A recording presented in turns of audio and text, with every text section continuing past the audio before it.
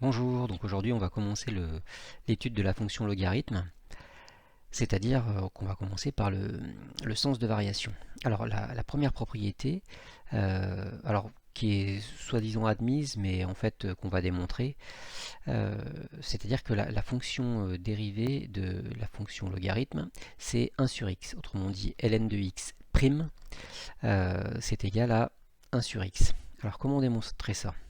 Alors on a besoin de plusieurs choses. La première chose dont on a besoin, c'est de cette formule-là, que vous connaissez déjà, c'est-à-dire que la dérivée de exponentielle de u, c'est exponentielle de u fois u'. Alors ensuite, on va poser une chose. On pose f de x est égal à exponentielle de ln de x.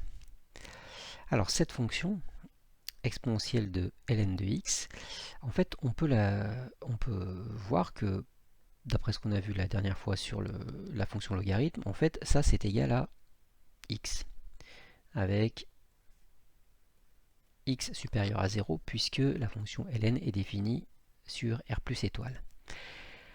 Donc en fait, f de x, pour cette fonction f de x, il y a deux expressions possibles, soit la manière simple, c'est-à-dire x, comme ça là, ou alors la manière de base, c'est-à-dire exponentielle de ln de x.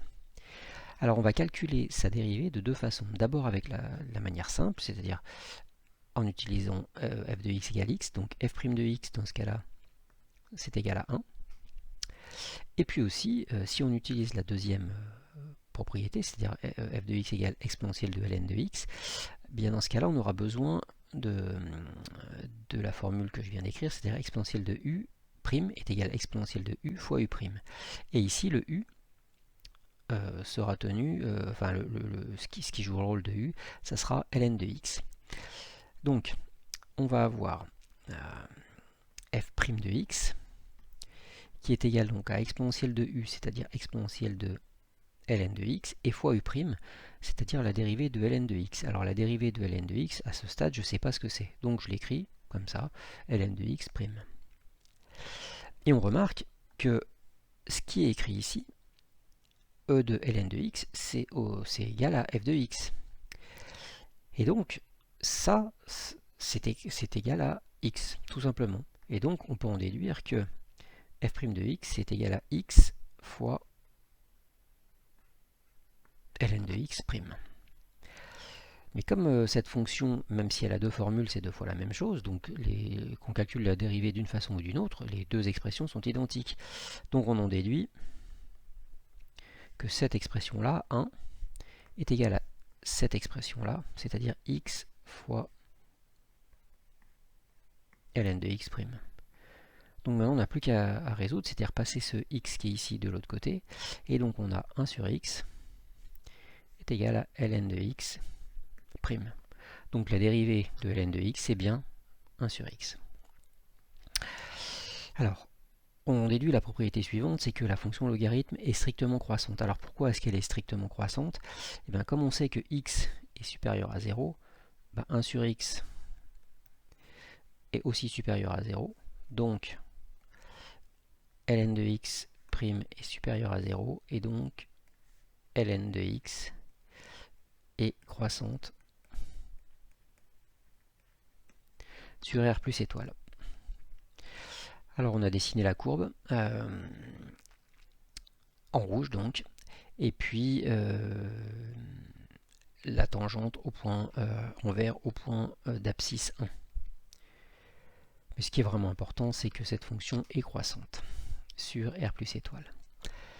Alors, quelques limites.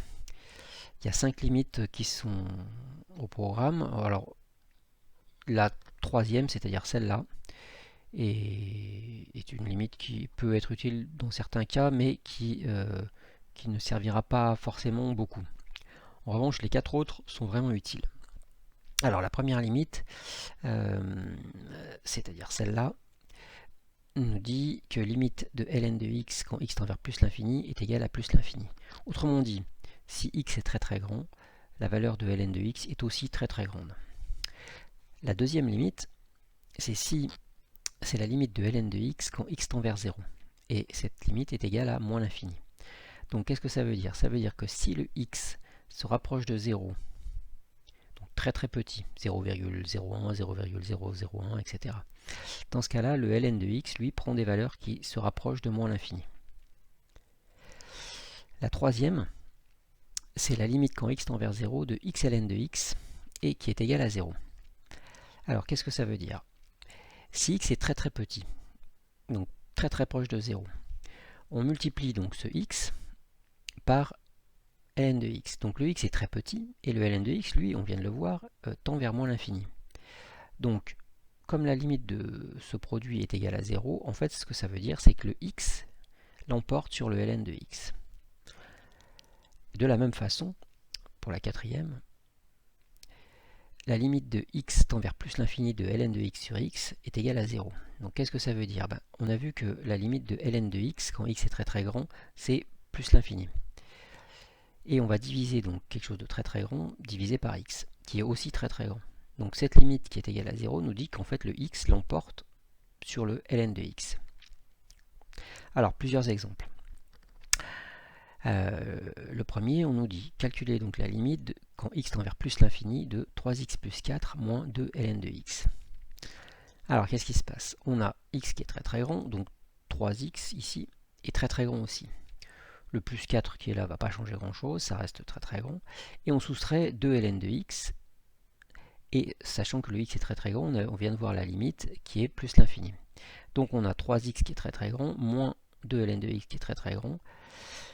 Pour savoir qui l'emporte, et bien en fait, on utilise la limite numéro 4, c'est-à-dire qu'on sait qu'en plus l'infini, c'est le x qui l'emporte par rapport au ln de x. Autrement dit, cette limite-là est égale à la limite quand x tend vers plus l'infini de 3x.